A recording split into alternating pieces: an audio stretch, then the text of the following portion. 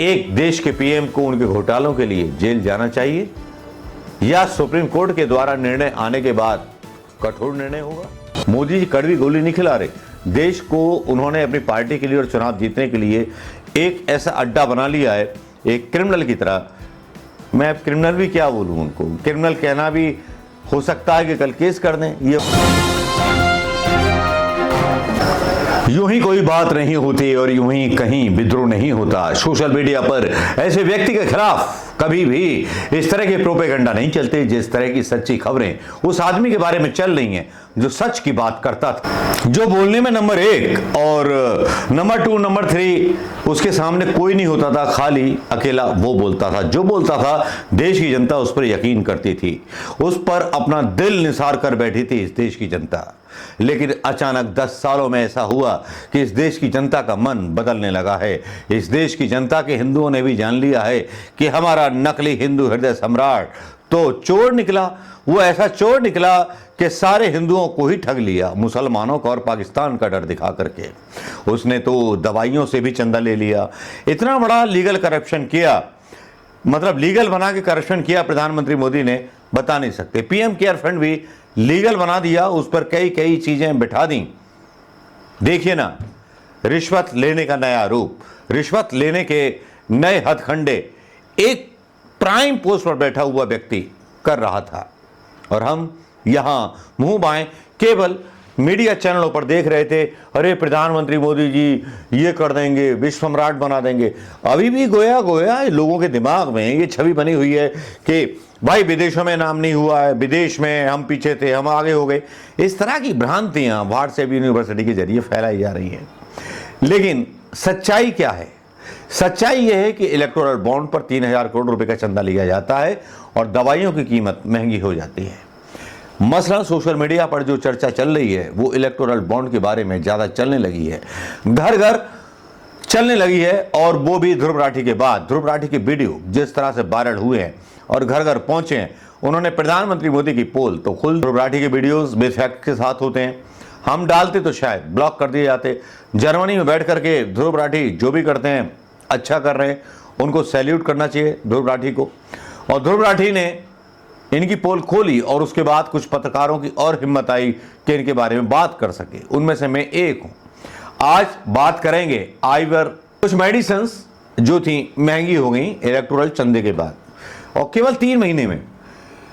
जी हां, electoral bond का कमाल देखिए। जो टैबलेट दिसंबर 2020 में 195 रुपए में बेची जा रही थी, वही टैबलेट अक्टूबर 2020 में 350 रुपए की बिकने लगी। आइवर मैक्टिन टैबलेट, ये कोरोना काल था। यहां देखिए, फार्मा कंपनी जिसने वैक्सीन बनाई हिंदुस्तान के लिए, उससे भी प्रधानमंत्री मोदी ने चंदा लिया। और जो फार्मा कंपनी का मालिक था पूना वाला, वो देश छोड़ के चला गया किसी भी झंझट से बचने के लिए, क्योंकि उन्होंने प्रधानमंत्री मोदी को राय दी थी कि पहले पूरा ट्रायल हो जाने दीजिए। प्रधानमंत्री बोले नहीं, ट्रायल कुछ नहीं है, मतलब आप लागू की। और वो लागू हुआ और प्रधानमंत्री मोदी ने पूना वाला की वैक्सीन नहीं लगवाई। ये फैक्ट है। उनकी वैक्सीन कहीं और से, केवल एक टैबलेट की। कफ सिरप के रेट भी कुछ इस कदर बढ़ गए कि मैं बता नहीं सकता कि यहां पर कफ सिरप का रेट अप्रैल 21 को जो मैन्युफैक्चरिंग डेट है और एक्सपायरी डेट 9/22 है, उसमें रेट है 80 रुपये 74 पैसे। और इलेक्टोरल बॉन्ड चंदे के बाद है कीमत उसकी 120 रुपये 96। अगर कोई कंपनी किसी पार्टी को चंदा देती है तो जनता से ही वसूलती है। जनता को पता नहीं चलता। जनता का तो खून चूसा जा रहा है, चाहे वो पेट्रोल के नाम पर हो, चाहे देश के विकास के नाम पर हो। ये दावे किए जा रहे हैं कि भाई देश का विकास करना है तो मोदी जी की कड़वी गोली खानी पड़ेगी। मोदी जी कड़वी गोली नहीं खिला रहे। देश को उन्होंने अपनी पार्टी के लिए और चुनाव जीतने के लिए एक ऐसा अड्डा बना लिया है, एक क्रिमिनल की तरह। मैं क्रिमिनल भी क्या बोलूं उनको, क्रिमिनल कहना भी हो सकता है कि कल केस कर दें ये बात कहने पे। हाँ, दानवीर कह सकता हूं। दानवीर प्रधानमंत्री मोदी ने बड़े अच्छे काम किए हैं कि दवाइयों के रेटिंग महंगे कर दिए। लेकिन प्रधानमंत्री मोदी देश की जनता को ये तो बताते हैं, मुसलमानों को डर भी दिखाते हैं, राम राज की बात भी करते हैं। एकदम से चुनाव आयोग की धज्जियां उड़ाई जाती है। चुनाव आयोग चुप है। राम जी का नाम लेकर के बहुत सारे वीडियोस डाले जाते हैं। राम जी की तस्वीर लेकर के अरुण गोविल मेरठ में अपनी इज्जत लुटने से बचाने के लिए राम भगवान का पोस्टर लिए घूम रहे। समझ में नहीं आता, चुनाव आयोग की धज्जियां उड़ा रहे हैं अपने हारने के डर से, हर चीज से। कहां जाएंगे? आपने फार्मा कंपनी से चंदा लिया, आपके 135 करोड़ जनता में 90% जनता हिंदू है। प्रधानमंत्री मोदी जी वही खरीदती है दवाइयां। मोमडन तो रोजों में दवाइयां भी नहीं खाते, और बहुत से मोमडन जो हैं बहुत बैकवर्ड हैं, जिनके विकास के लिए किसी भी कांग्रेस की सरकार हो या भाजपा की सरकार हो, किसी ने काम नहीं किया। बहुत सीधी सी बात है, चाहे समाजवादी पार्टी की सरकार हो, किसी ने नहीं किया काम। लेकिन यहां डरा दो, हिंदुओं को डरा दो कि मुसलमान खा जाएंगे, और फिर डराने के बाद राजपूतों की बेइज्जती करो, राजपूतों को गुजरात में अरेस्ट करा लो। ये तो दोस्तों शुरुआत है। शुरुआत ये है कि इलेक्टोरल बॉन्ड पर बहुत सारी चीजें खुल करके आ रही हैं। इलेक्टोरल बॉन्ड के बारे में बहुत सारी बातें खुल करके आ रही हैं, और प्रधानमंत्री मोदी जी के व्यक्तित्व के बारे में भी बातें खुल के आ रही हैं। एक ऐसे वीडियो वायरल हो रहा है जिसमें अदानी की कंपनी के मालिक एक किसान के नाम से इलेक्टोरल बॉन्ड का चंदा देते हैं। ये वीडियो जरा देख लीजिए, थोड़ा सा सुस्ता लीजिए, वीडियो देखने के बाद अच्छा लगेगा। 11 अक्टूबर 2023 गुजरात के एक दलित परिवार के सदस्यों के नाम पर 11 करोड़ 14 हजार रुपए के इलेक्टोरल बॉन्ड खरीदे गए। चुनाव आयोग के डेटा के अनुसार इनमें से 10 करोड़ रुपए भाजपा को मिले। अब इस परिवार ने आरोप लगाया है कि अडानी समूह के एक अधिकारी ने उन्हें ये चुनावी बॉन्ड धोखे से खरीदवाया था। अडानी वेलस्पन ने एक प्रोजेक्ट के लिए जमीन का अधिग्रहण किया था, जिसके मुआवजे के तौर पर यह पैसा उन्हें मिलना था। लेकिन पैसा जमा करते समय कंपनी ने पहले उन्हें इनकम टैक्स का डर दिखाया, फिर इलेक्टोरल बॉन्ड स्कीम से कुछ सालों में पैसा 1.5 गुना होने की कहानी सुनाई। अब परिवार ने एक भाजपा नेता सहित 7 लोगों पर धोखाधड़ी करते हैं। कांग्रेस भी एक ऐसा वीडियो रिलीज करती है किसान के बारे में, जिसमें यह दावा किया जाता है कि किसान की आमदनी नहीं थी लेकिन इतना चंदा दे दिया। एक और एडवाइजरी के बारे में पता चलता है सोशल मीडिया पर, जिस पर कहा जाता है कि कंपनी मुनाफे में इतना पैसा दे सकती है, लेकिन यह सारे रूल तोड़ दिए जाते हैं इलेक्टोरल बॉन्ड का चंदा लेने के लिए। तो प्रधानमंत्री मोदी जी ने लीगल करप्शन किया। करप्शन तो हुआ, लेकिन लीगल कानून बना के करप्शन किया। अब उन पर कोई सवाल नहीं उठा सकता। भले ही सुप्रीम कोर्ट ने इलेक्टोरल बॉन्ड को असंवैधानिक करार दे दिया हो, और सीबीआई, ईडी और जितनी भी जांच एजेंसियां हैं उनकी रीढ़ की हड्डियां टूट गई हों, कोई सवाल नहीं करेगा।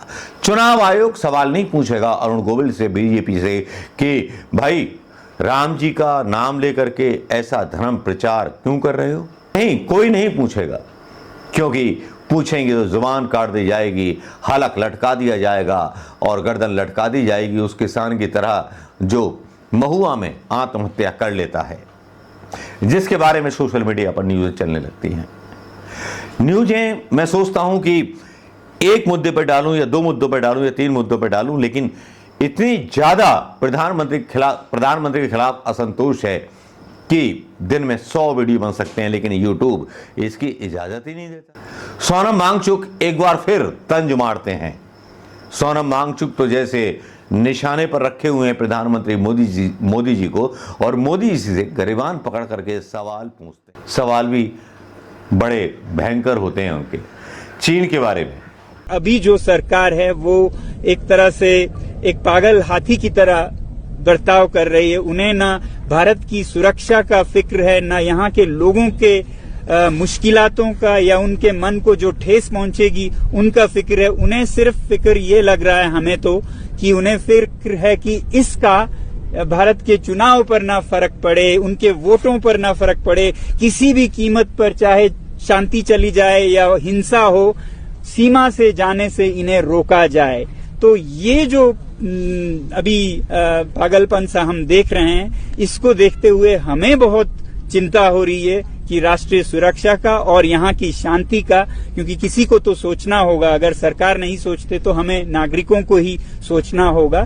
तो क्योंकि हमारा मकसद लगभग पूरा हो रहा है जो हमारा अवेयरनेस का था, तो इसको देखते हुए हम सब अभी काफी देर तक मीटिंग कर रहे थे और हमने ये कहा कि हालत को देखते हुए जिस तरह से बिगड़ सकता है या हिंसा फसाद हो सकता है, उसको देखते हुए जो मार्च है उसको हम विड्रॉ करेंगे। जो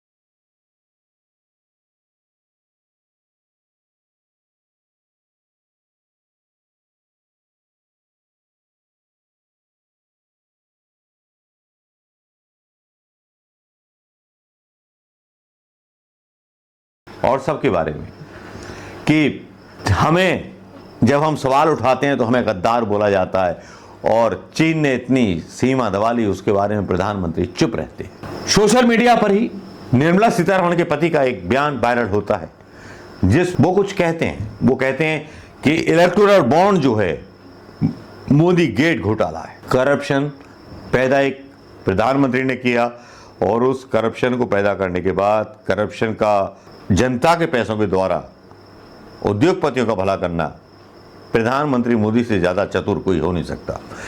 तो प्रधानमंत्री मोदी जी शायद नटवरलाल हैं निर्मला सीतारमण के पति की नजरों में। जो बोल रहे हैं वीडियो में वो जरा देख। देखिए, मैं ये इलेक्ट्रल बॉन्ड के बारे में बहुत कुछ कह चुका हूं, और जो कुछ मैं कहा कि ये बहुत जिम्मेदारी से बोला था मैं। इसको मैं डिस्क्राइब किया, वर्णन किया कि ये मोदी गेट है। Modi gate, yes. मतलब आप कह रहे हैं कि ये घपला अरुण जेटली का नहीं, ये किसी आरएसएस का नहीं, ये मोदी का घपला है, मोदी गेट है, ये मोदी ही रिस्पॉन्सिबल, आप ये बता रहे हैं? ये मोदी गेट है क्योंकि अभी भी हाल में 3-4 दिन पहले एक तमिल चैनल को प्राइम मिनिस्टर ने एक इंटरव्यू दिया। इसमें मोदी जी ने ये कहा कि ये उनकी ही है, ये पूरा उनकी सोच है, उनकी कहने से ही लागू हुई है। देखिए, ये मोदी गेट है, नंबर 1। नंबर 2, ये सिर्फ भारत की नहीं, ये दुनिया की बहुत बड़ी स्कैम है। स्कैम है, स्कैम बहुत, हिंदी में क्या बोलते हैं, घोटाला बोलते हैं ना? जी, घोटाला बोलते हैं। बहुत बड़ा स्कैम है ये। क्यों मैं ऐसा क्यों बोल रहा हूँ?